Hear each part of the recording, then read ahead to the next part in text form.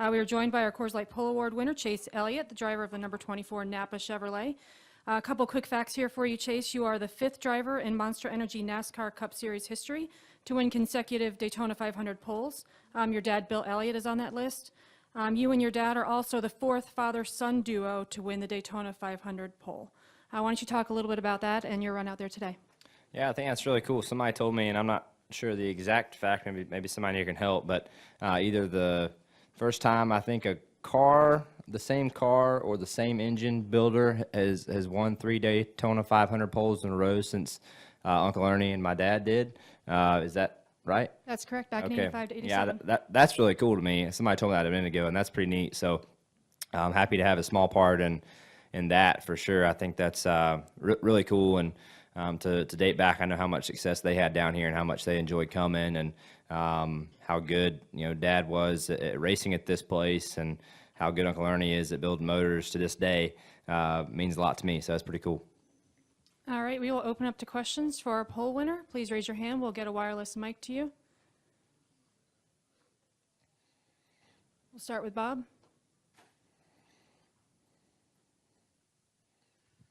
Bob Hawkers, ESPN.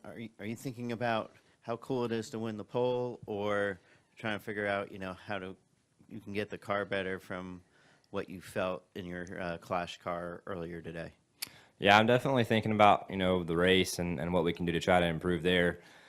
Daytona was certainly a struggle for us last year, just as far as getting in wrecks or wrecking and tearing up a lot of cars. So I hope we can just make it to the end of the race next week. That's obviously a huge battle at times, and I think as this racetrack is wore and the surface gets older, tires are going to mean more, which I think is good for the folks that are sitting in those grandstands across from us, and the folks watching on TV, which is good. So I think that's going to have a little bit of a strategy play to it, and obviously qualifying well is great. I don't necessarily know that the starting spot means quite as much as the pit road selection, and that first pit stall I think can be a pretty big benefiting factor if you use it to your advantage. And unfortunately last year I didn't make it to the first pit stop, so we didn't get to use it. So I hope we can use it this year and use it all day long would be a big help. So we're thinking about that for sure, to answer your question. And I think we have some good things and notes that we learned today to try to help for next week, and I hope we can just capitalize on all that and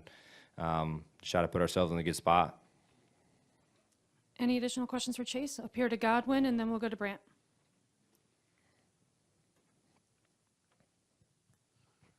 Godwin Kelly, News Journal. Chase, is winning the pole kind of a double-edged sword, because you're the pole winner for a week rather than a day or two, and it's the Daytona 500. You've been through this before. Do you know what distractions to avoid now? Oh, I think the biggest thing is, as everybody knows, it's not so much about where you start, more about where you finish. So Daytona 500 pole day, as it should be, is more about the teams and what they bring over the off season, from the chassis shop to the 24 shop in particular, the body shop, our Hendrick department, Chevrolet.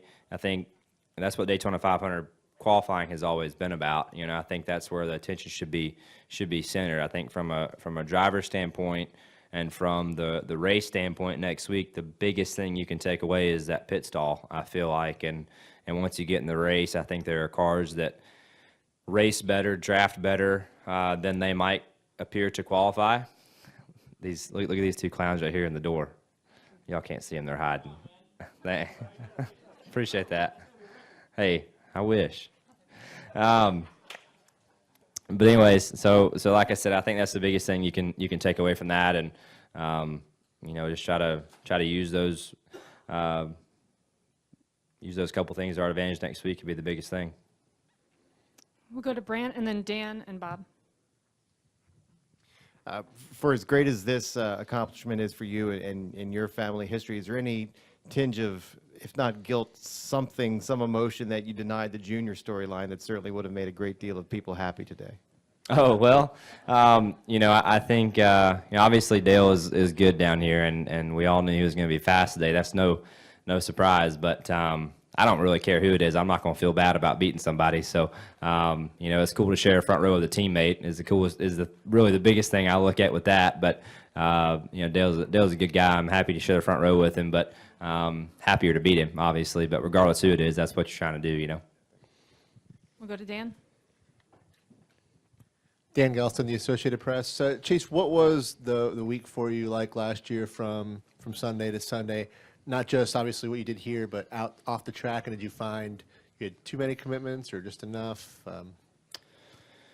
Yeah, last year was pretty straightforward. We had a great week or a couple weeks of speed weeks leading into the 500, all the way up until the 500. Unfortunately, the day that mattered most, and we had a great run in the Xfinity race last year, which was a lot of fun, and got to go up and ride with the Thunderbirds last year in between the qualifying day and the race, which was pretty neat. So I don't have that planned this year, but we'll hang out for a couple days and take care of all the media obligations and things that NASCAR has scheduled for us, and we'll be ready to rock and roll come next week.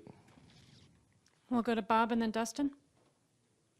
Bob Hockers, ESPN. I have two more. What do you remember about race day last year, being your first Daytona 500, let alone being on the pole? Yeah, for sure. It was obviously first stab at a full-time Cup effort, which was just a lot going on. It seemed like, and kind of going through the motions of that first Daytona 500. All the folks that are here, the folks from whether it's sponsor people or people that NASCAR has invited. There was just a lot of people here, and kind of working your way through all those obligations, and there's a lot that comes along with that. So I feel like for me it was just kind of the beginning of trying to battle through the obligations and make sure you have your sights set on the race, when it comes around. And the way our races are set up, we have so much stuff that lead basically all the way up until the time you get in the car. When you finally get in the car, you're finally like, okay, we're here and we can get going. So I think just being able to flip that switch when you get out on the grid and actually finally pile in the car, obviously that's a big point in time. And does last year's 500 motivate you? I mean, are you going to go into this one saying, I'm going to show that I'm not going to wreck early? I sure would like to not wreck. That's my goal every week is to not wreck. But I definitely made a mistake last year and got in a wreck in the July race too. So 2 for 2 on tearing up a lot of stuff in 2016 down here. So I hope that's not the case. But no, that's a given. I mean, I'm not going to try to wreck. To answer your question, absolutely not. I think it does a little bit of both. I mean, I learn things from it, and it certainly motivates me to want to not do that for sure. But hey, you got to take it as it comes, and we'll see what happens this time. All right, and we'll wrap up with Dustin. Dustin Long, NBC Sports. You talked earlier about the tires and kind of the wear and how this track is wearing a little bit. Even from last year to this week, can you kind of explain how that's creating, how different that is? What is that making you feel? What's the car doing differently out there on the track from last July, even from a year ago? Well, the grip is just going away, and this, racetracks that sit down here in Florida that, bake in the sun all day long, that it stays warm all year. It just puts a lot of age on the track. You can also say the same about, places like a Michigan or some of those spots who have super hot summers but also get snow in the winter. So that can be tough on a surface too. But it seems like these Florida tracks really lose a lot of color in the racetrack really fast, and I think that's just because they have a lot of rain. It bakes in the sun all day and it doesn't get super cold. So all that stuff added together, the racetrack just losing grip. And I think as the solution or the rocks, in the racetrack become more and more coarse, and we see that discoloration in the racetrack surface as all that stuff goes away. Tires are becoming more and more important as the run goes on. So I do think it's going to be important, especially if the temperatures are up like it looks like they're going to be throughout next week, to have tires on your car where you can make some moves and not bust your tail.